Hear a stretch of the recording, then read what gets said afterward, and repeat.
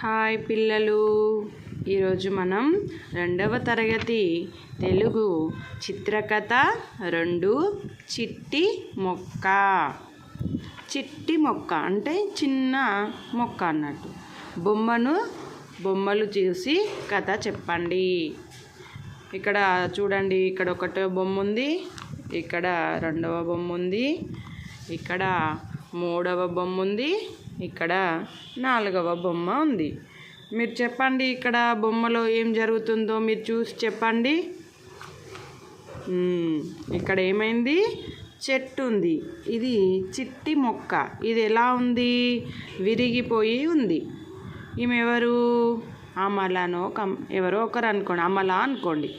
ఈమె దారిలో వెళ్తూ ఉంటే ఈ చిట్టి మొక్కను చూసింది. అది విరిగిపోయి ఉండడం చూసి ఏం చేసింది?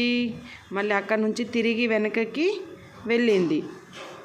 ఆలోచించి తిరిగి వెనకకి వెళ్ళి ఏం తీసుకొస్తుందో చూద్దాం.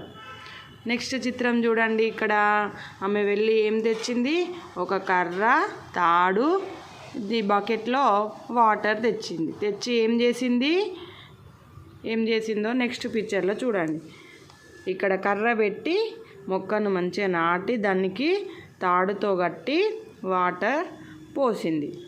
దీన్ని బట్టి మీకు ఏమర్థమైంది? చెట్లని కాపాడాలి అని అర్థమైంది. ఓకేనా పిల్లలు?